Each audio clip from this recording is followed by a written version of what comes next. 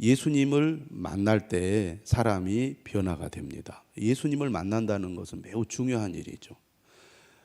예수님을 간절히 원한 사람들은 적극적으로 예수님을 찾아와서 예수님의 도움을 요청했고, 예수님을 만난 자들은 다 예수님의 긍휼하심을 받아서 치유와 구원과 변화를 경험했습니다. 8장에 보면 예수님께서 병을 고치시는 이야기들이 나오는데, 첫 번째 등장하는 사람이 나병 환자였습니다.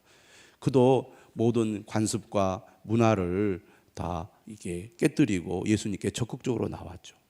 그리고 백부장은 이방인이었습니다. 그 역시 자기의 화인을 고치기 위해서 예수님께 나아가서 예수님의 고치심을 그가 경험하게 됩니다. 오늘 본문에는 누가 등장을 합니까? 베드로의 장모가 등장을 합니다.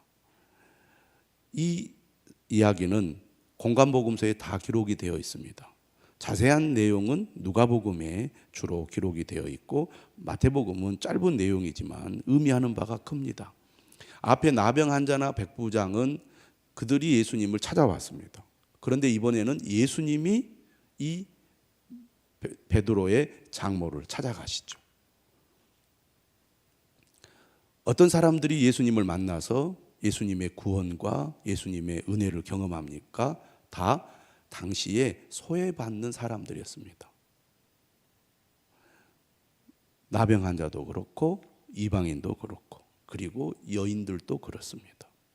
주류 세력이 아니었던 거죠. 다 아웃사이더들입니다. 그런데 누가 예수님을 만나서 그의 삶에 변화가 일어납니까?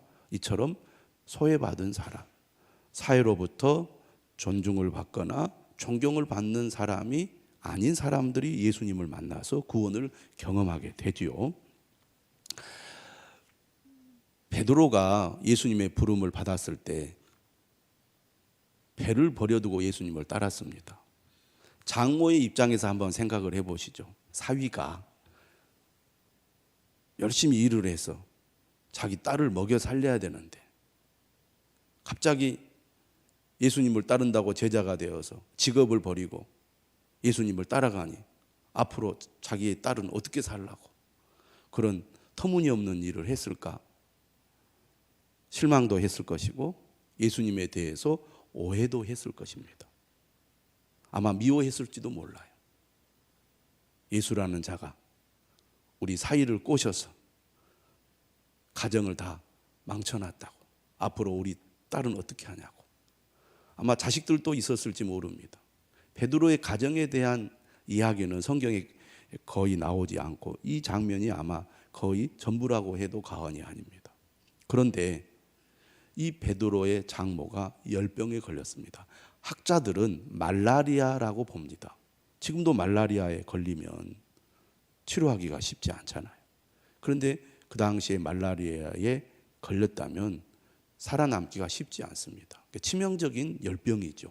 그런데 예수님이 찾아오셨고 이 장모를 고쳐주셨습니다. 고치는 장면을 보니까 아주 간단해요.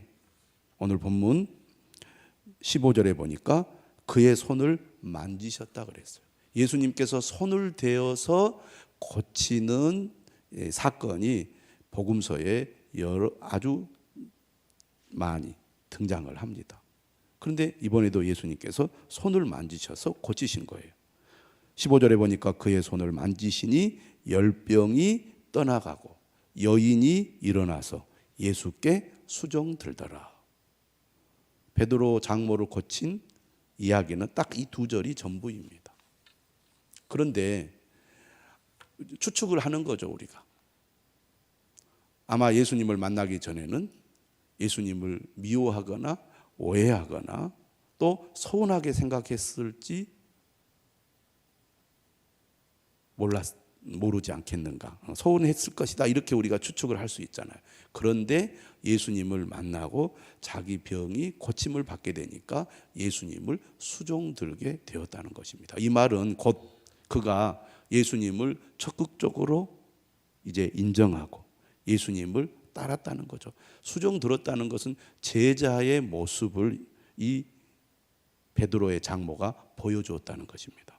다르게 얘기하면 그전에는 베드로를 미워하고 인정하지 않았을지 모르지만 이 사건을 통해서 그의 생각이 변했을 겁니다. 베드로를 적극적으로 지지하고 지원해 줬을 것입니다. 예수님을 만나면 이처럼 생각이 변하고 행동이 변한다는 거죠. 그래서 우리가 예수님을 만나는 것이 중요합니다. 왜 우리가 예배를 드리러 나옵니까? 왜 예배를 열심히 드립니까? 주님을 만나기 위해서죠. 삶의 변화는 주님을 만났을 때 일어나는 거예요. 믿음의 삶은 주님을 만나지 못하면 결코 일어나지 않습니다. 오늘 말씀은 이처럼 예수님을 만나는 것이 중요하다. 이게 첫 번째 이야기고, 두 번째는 예수님을 만나는 제자들이 어떻게 예수님을 따라야 되는지에 대해서 말씀하고 있습니다. 자, 먼저 그 사이에 어떤 이야기가 들어가 있냐면 16절에 보면 날이 저물었어요. 사람들이 귀신 들린 자를 많이 데리고 예수님께 왔습니다. 그러니까 고통 가운데 있는 사람들, 삶의 문제 가운데 힘들어하는 사람들이 예수님을 만나러 찾아온 거예요. 이때 예수님께서 어떻게 합니까? 16절에 말하죠. 말씀으로 귀신들을 쫓아내시고 병든 자들을 다 고치셨다 그랬어요. 자, 백부장이 찾아왔을 때 예수님께서 그의 하인을 어떻게 고치셨습니까? 말씀으로 고치셨죠. 예수님의 말씀에 권능이 있습니다. 마태복음은 두 가지를 이렇게 강조하는데, 첫째는 예수님의 권위입니다. 예수님이 어떤 분인가, 그의 권위가 어떠한지를 계속 강조를 합니다. 이 권위를 가지신 예수님이 긍휼의 마음으로 사람들을 돕고 살리고 구원하는 그 모습을 마태복음은 강조하고 있는데, 오늘 본문도 그것을 잘 보여주고 있습니다. 아무나 할 수 있는 일이 아니에요. 오직 예수님만이 하실 수 있는 놀라운 일을 행하십니다.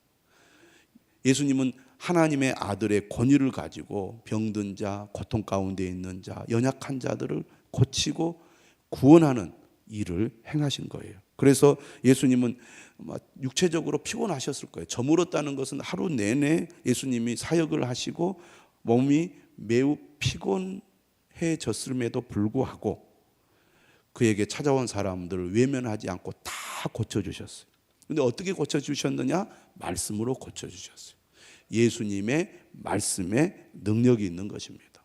오늘 우리 믿는 사람들은 어떤 과정을 통하여 치유가 되고 삶의 위로를 받고 힘을 얻습니까? 말씀이죠.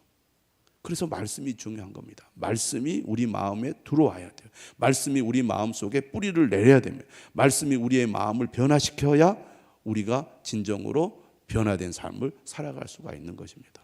그래서 신앙생활은 기본적으로 말씀에서부터 출발하는 거예요. 말씀의 공급, 말씀의 은혜, 말씀이 내 마음을 움직이고 변화시키는 그러한 역사가 없다면 그 사람은 영적으로 메말라 있는 사람입니다. 회개해야 된다 그 말이에요.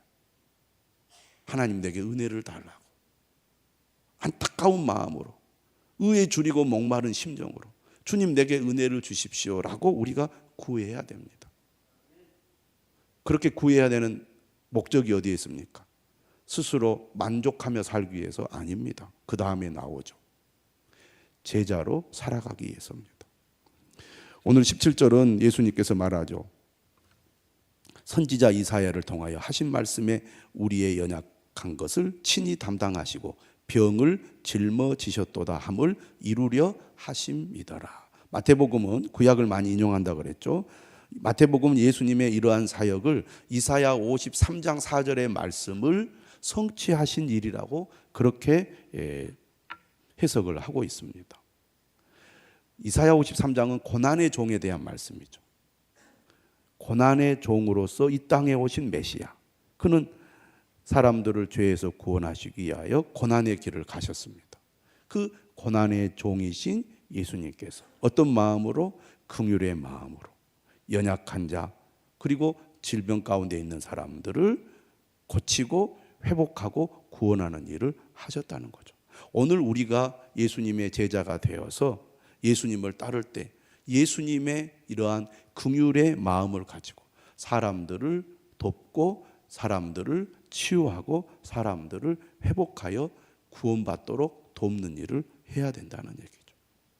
그러기 위해서는 우리가 주님을 만나야 됩니다. 주님의 말씀을 들어야 합니다. 주님의 은혜로 충만해야 됩니다. 그래야 다른 사람을 살리고 돕고 세우는 일을 할 수가 있는 것입니다.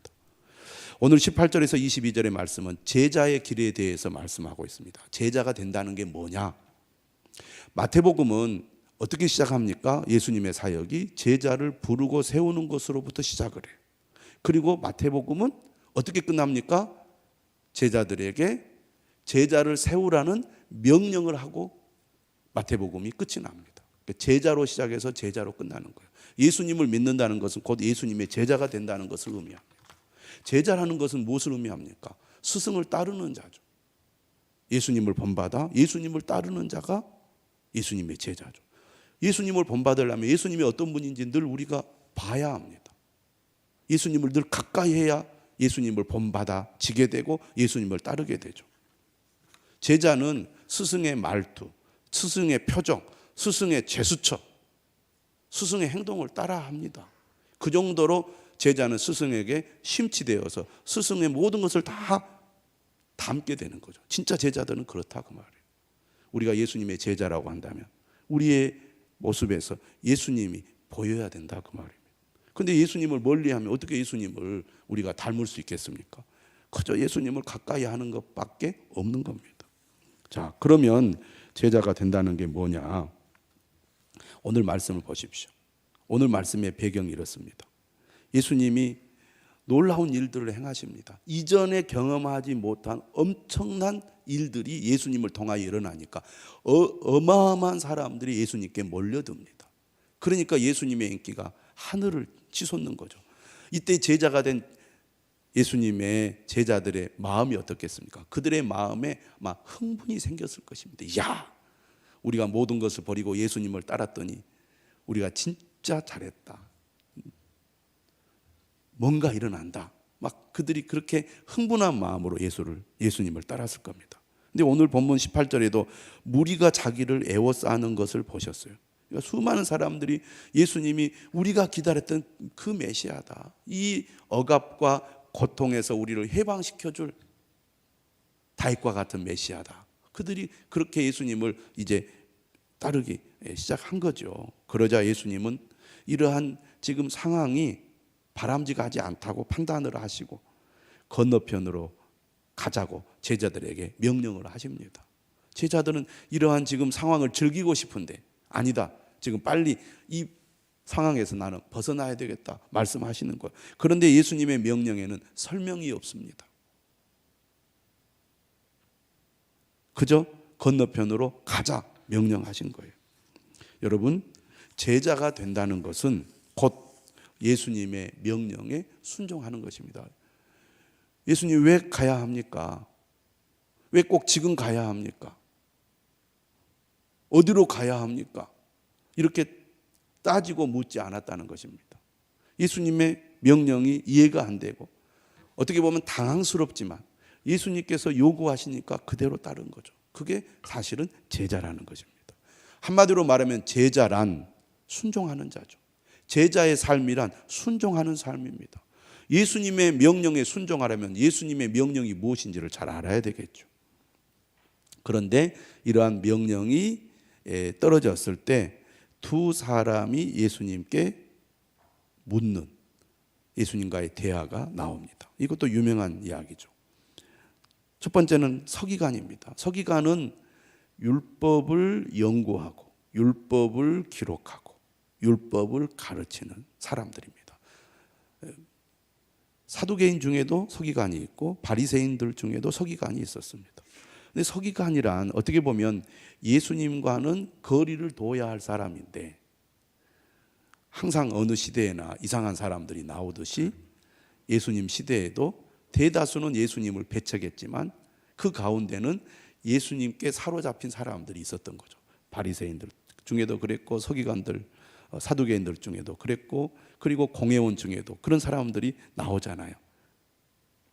다수의 길을 따르지 않고 진리의 길을 따르는 사람들이 있게 마련인 겁니다. 이 서기관도 예수님의 말씀을 듣고 감명을 받았던 것 같아요. 그래서 그가 이렇게 얘기합니다. 선생님이여 어디로 가시는지 저는 따르리이다. 얼마나 멋집니까? 자기의 신분, 자기의 어떤 그 지위를 내려놓고 나는 이제 예수님만 따르겠습니다라고 예수님께 헌신을 고백하고 있지 않습니까? 그런데 예수님의 반응은 아주 냉담했습니다. 20절에 뭐라고 얘기하냐면 여우도 굴이 있고 공중의 새도 거처가 있으되 인자는 머리 둘 것이 없다. 돌려 말하는 거지만 너는 나를 따를 만한 제자가 아니다. 그런 얘기와 같지 않습니까? 자원하여 예수님을 따르겠다고 하는데 예수님께서 이렇게 하신 말씀에는 어떤 배경이 있다고 봅니다. 무엇보다도 예수님이 세운 제자들을 위해서 이런 말씀을 하셨다고 볼 수 있어요. 예수님을 따른 지금 제자들 아직 12제자 임명하기 전이지만 우리가 앞에서 4명의 제자들 예수님의 부름을 받았잖아요. 그 후로도 여러 제자들이 부름을 받았을 것입니다. 그런데 그 제자들에게 사실은 예수님께서 하시는 얘기라고 볼 수가 있어요. 너희들이 나를 따르면서 내가 인기가 많아지니까 너희들 지금 속으로 흥분하면서 앞으로 내가 높은 자리 올라가지 않겠는가. 실제로 예수님이 십자가의 길을 가는 그 순간에도 누가 크냐고 서로 논쟁하고 싸우던 제자들 아닙니까? 야고보와 요한의 어머니가 치맛바람을 확 일으킬 때 제자들이 흥분하면서 막 화를 내고 그랬잖아요. 근데 그들의 생각은 예수님의 생각과 달랐던 거죠. 성령을 받기 이전의 제자들은 인간적인 생각을 떨치지 못하고 그런 자기들의 어떤 그 제한된 생각을 가지고 예수님을 따랐던 거죠. 그런데 그런 제자들을 향하 예수님이 하시는 말씀입니다. 여우도 굴이 있고 공중의 새도 거처가 있다. 그들은 안전하고 평안한 삶의 자리가 있다는 얘기입니다. 예수님을 따르는 길이란 제자가 된다는 것이란 안전하고 평안한 길이 아니라는 거죠. 고난의 길이고 위험한 길이고 언제 어떤 일이 일어날지 모르는 매우 위험한 길이라고 말씀하고 있는 겁니다. 그러니까 서기관이 예수님을 따른다고 할 때 그가 따르는 목적도 지금 예수님의 말씀도 좋았지만 예수님이 처한 지금 주변의 환경이 예수님이야말로 내가 붙잡아야 될 그런 분이다. 왜? 예수님의 인기가 지금 사방에 퍼져서 수많은 사람들이 예수님을 따르니까 예수님께 나도 예수님을 따르겠습니다라고 했다고 볼 수 있는 얘기죠.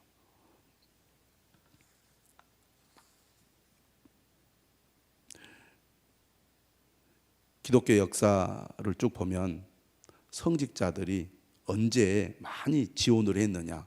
교회가 부흥하고 인기가 있을 때 성직자들이 많이 지원을 했습니다. 왜? 사람들로부터 존경을 받고 많은 사람들이 교회에 와서 예배를 드리고 열심히 교회를 섬기니까 성직자들이 많이 지원을 했어요. 그러면 언제 성직자들이 지원자가 뚝 떨어지느냐? 교회가 박해를 당하고 인기가 없을 때. 한국 교회가 엄청난 부흥을 하면서 신학교마다 신학생들이 넘쳐났습니다. 지원자가 너무 많아가지고 재수하고 삼수하고 사수하는 신학생 지원자들이 있을 정도로 신학교가 인기가 있었단 말이에요. 그런데 지금 한국 교회가 지금 어떻게 보면 이렇게 하락의 길로 가고 있습니다. 교회 와서 봉사하면 생활비도 많이 주지 않고 삶도 참 바쁘고 힘드니까 지금 신학교마다 지원자들이 줄어들어서 미달되는 경우가 많아요. 앞으로는 더 많아질 겁니다. 왜? 세상이 너무나 재밌고 즐거운 일이 많은데 굳이 교회 가서 힘들게 욕먹어가면서 고생할 이유가 어디 있겠느냐, 그런 생각을 하는 젊은이들이 갈수록 많아지는 거죠. 인기가 있고 유명해지면 사람들이 관심을 가지고 그 길을 가지만 인기 없고 힘들면 사람들이 그 길을 안 가려고 한다, 그 말입니다. 교회도 그런 것 같아요. 세상으로부터 인기를 받고 교회 가면 좋은 일이 생기면 사람들이 교회로 몰려듭니다. 근데 교회가 세상으로부터 지탄을 받고 교회에 와도 뭔가 인간적인 어떤 이익이나 유익이 없으면 사람들이 교회를 서서히 멀리하게 되는 거죠. 지금 예수님을 따르는 사람들도 그런 마음으로 예수님을 따르는 경우가 많다는 거죠. 예수님은 하늘나라를 이 땅에 전하기 위해서 오셨습니다. 사람들의 관심은 땅에 있죠. 물질과 세상에 있습니다. 그러나 예수님은 하나님과 말씀에 관심을 가지고 살아야 된다고 말씀하고 있는 것이죠. 그래서 오늘 예수님은 여우도 굴이 있고 공중의 새도 거처가 있으되 인자는 머리 둘 곳이 없다. 세상의 것을 주려고 예수님 온 게 아니죠. 하늘의 것을 주려고 오신 분입니다. 그러자 두 번째 제자 중에 또 한 사람이 이렇게 얘기합니다. 주여, 내가 먼저 가서 내 아버지를 장사하게 허락하옵소서. 먼저라는 말이 나옵니다. 예수님을 따르지 않겠다는 말이 아니죠. 예수님을 따르기는 하는데 먼저 집에 가서 내 아버지 장례를 치르고 예수님을 따르겠습니다. 그럼 이 배경은 지금 부모님이 돌아가셔서 상중에 있는데 이 말씀을 한 거냐? 아니라고 볼 수밖에 없어요. 왜 상중에 있다면 그곳에 있지도 않았을 거예요. 근데 아직 돌아가시지 않았는데 아버지가 돌아가실 날이 얼마 남지 않았다든지 아니면 언제일지 모르지만 아버지가 돌아가시면 그때 장례를 다 치르고 예수님을 따르겠습니다. 그런 뜻이겠죠. 그런데 예수님이 뭐라고 대답을 하시냐면 죽은 자들이 그들의 죽은 자들을 장사하게 하고 너는 나를 따르라. 이 말씀의 핵심은 뭡니까? 우선순위입니다. 우선순위. 예수님을 믿고 따른다는 것은 우리의 삶의 우선순위를 예수님을 믿고 따르는데 두어야 한다는 것이죠. 이 부분도 우리가 신앙생활하면서 잘 안 되는 부분이고 이 부분에서 우리가 많이 부딪히는 부분입니다. 예수님도 분명히 말씀했어요. 먼저 그의 나라와 그의 의를 구하라. 여기서 그는 하나님 아버지를 가리키죠. 하나님 아버지의 나라, 하늘나라를 말합니다. 하늘나라와 아버지의 의를 구하라. 예수님을 따르는 것보다 우선한 것이 없다는 얘기죠. 제자는 어떤 사람이냐? 우선순위를 하나님께 두는 사람입니다. 삶의 우선순위를 하나님께 두는 것이 믿음의 길이고 제자의 길입니다. 이 훈련을 우리가 해야 된다는 거죠. 진정으로 예수님을 믿고 따르는 제자입니까? 제자로 부름을 받았습니까? 제자로 살기를 원하십니까? 그렇다면 우선순위를 하나님께 두는 훈련을 늘 해야 됩니다. 그런데 실제로 우리가 삶의 문제에 부딪히면 하나님이 우리의 삶의 우선순위가 아니에요. 그런데 신실한 믿음의 사람은 이 우선순위가 분명하게 세워져 있습니다. 시간의 우선순위, 재능의 우선순위, 물질의 우선순위, 가정의 우선순위, 자녀의 우선순위. 여러분, 우선순위가 어디에 있습니까? 하나님께 있습니까? 우리의 생각도 우선순위를 하나님께 두어야 합니다. 그런 훈련을 우리가 해서 우선순위가 바르게 되어야지. 말은 참 믿음이 좋은 사람인 것처럼 말은 하지만 우리의 행동이 하나님이 우리의 삶의 우선순위가 되지 않는다면 진정으로 예수님을 믿고 따르는 제자라고 할 수가 없겠죠. 오늘 예수님은 분명하게 말합니다. 죽은 자들이 그들의 죽은 자들을 장사하게 하고 너는 나를 따르라. 제자는 새 생명을 받은 사람입니다. 그래서 사람을 살리는 일을 해야 된다 그 말입니다. 우리도 진정한 주님의 제자가 될 수 있기를 주님의 이름으로 축원합니다.